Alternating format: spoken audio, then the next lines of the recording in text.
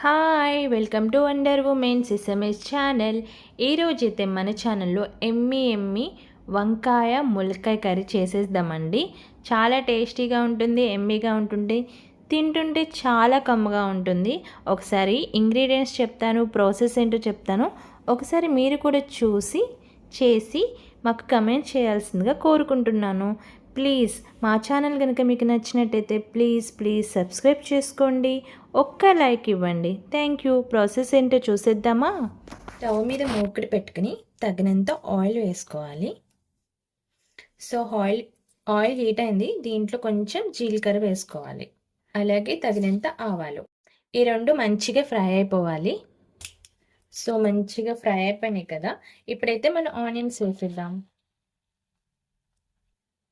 మంచిగా తిప్పేసుకోవాలి ఇలాగా. అలాగే కొంచెం పసుపు, అలాగే కొంచెం సాల్ట్ వేసుకుని వీటిని మంచి మూత పెట్టేసుకోవడమే.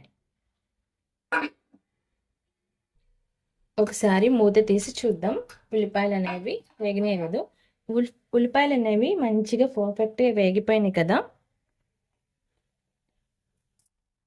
మనం వంకాయ ములక్కాయలు చేస్తున్నాం కాబట్టి ముందుగా ములక్కాయలు వేసుకోవాలండి. మనకి ఇలా 2 మినిట్స్ మంచిగా ఫ్రై అయిపోయినాయి ములక్కాయలు.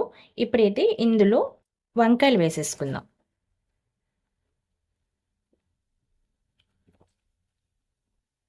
సో మొత్తం అంతా వంకాయలు వేసుకున్న తర్వాత ఇలా మొత్తం అంతా కలుపుకోవాలి. సో మొత్తం అంతా ఇది కలుపుకున్నాం కదా, ఇది మంచిగా మగ్గిపోవాలి. మగ్గేంత వరకు ఒక 5 మంచిగా మగ్గిపోతాయి. 5 మినిట్స్ ఆగింది కదా, ఒకసారి చెక్. సో ములక్కాయలు మనం డైరెక్ట్గా వేసేస్తాం కదా, ఉడుకుతాయో లేదు అని డౌట్ అస్సలు వద్దు, మంచిగా ఉడికిపోతాయి.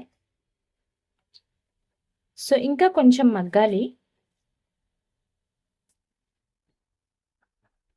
మళ్ళీ మూత పెట్టుకుని ఒక 5 మినిట్స్ ఉంచేద్దాం. మూత తీసేసుకుందాం. మంచిగా ఉడికిపోయింది. ఇప్పుడైతే దీంట్లో ఉప్పు కారం మనం వేసేస్తే సరిపోతుంది. దీనికి తగినంత కారం, అలాగే మనం ముందు సాల్ట్ వేసాం కదా, చూసి మళ్ళీ ఇంకో కొంచెం సాల్ట్ వేసుకోండి. అలాగే కొంచెం ధనియా పౌడర్, అలాగే కొంచెం కరివేపాకు. ఈ మొత్తం అంతా మనం కలిపేసుకోవాలి.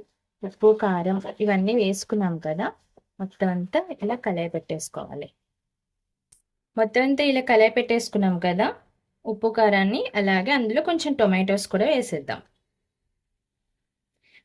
ఈ టొమాటోస్ని పైన ఇలా పెట్టేసుకొని ఈ టమాటాలు మగ్గేంత వరకు మూత పెట్టేసుకోవడమే. సో ఒకసారి మూత తీసి చూద్దాము.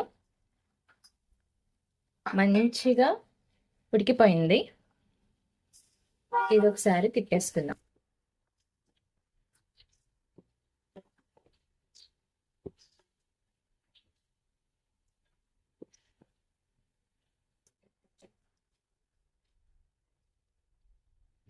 ఫైనల్గా మొత్తం అంతా ఉడికిపోయిన తర్వాత నేనైతే చింతపండు పులుసుని వేసుకుంటున్నాను. నాకు ఈ కర్రీలోకి చింతపండు పులుసు అంటే చాలా ఇష్టం. సో మీకు నచ్చకపోతే వేసుకోవద్దు. ఇలా ఈ స్టేజ్లో ఉన్నప్పుడే మీరు దింపేసుకోవాలి. మీకు తగినంత వాటర్ కూడా వేసుకోవచ్చు. అంటే మీకు పులుసుకు తగ్గట్టు, మీకు పులుసుగా కావాలా అలా గ్రేవీగా ఉంచేసుకోవాలా అన్నట్టు ఉంచేసుకుంటే సరిపోతుంది. నాకైతే కొంచెం పులుసు కావాలి కాబట్టి నేను కొంచెం చింతపండు పులుసు కొంచెం వాటర్ వేసుకున్నాను. చింతపండు పులుసు వాటర్ వేసినాక ఒకసారి మనం ఉప్పు చెక్ చేసుకొని, ఉప్పు కానీ కారం కానీ సరిపోకపోతే ఇందులో వేసేసుకోవచ్చు. ఇది ఫైనల్గా అయితే ఇలా రెడీ అయిందనమాట.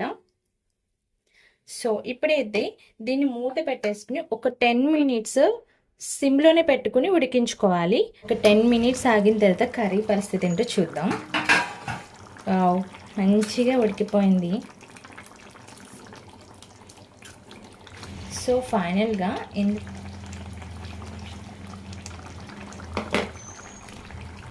ఇలా కొత్తిమీర వేసుకుని ఒకసారి ఇలా తిప్పేసుకుందాం.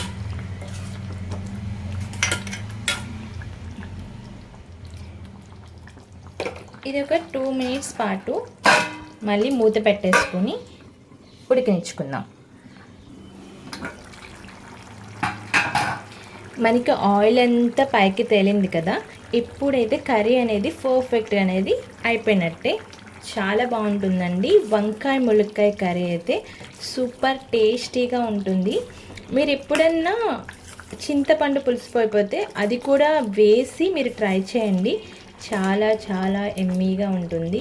మీకు ములక్కాయలు ఉడకలేదు అనుకుంటున్నారేమో, పర్ఫెక్ట్గా ఉడికిపోయినాయి అనమాట. మనకి ఇలా చూపిస్తున్న విధంగా పడుతుంటే ఉడికిపోయినట్టే మనకి ములక్కాయలు అనేవి. చాలా బాగుంటుంది. ఒకసారి మీరు కూడా ఒకసారి ట్రై చేసి చూడండి. సో నచ్చిందా? ప్లీజ్ లైక్ చేయండి, షేర్ చేయండి, సబ్స్క్రైబ్ చేసుకోవడం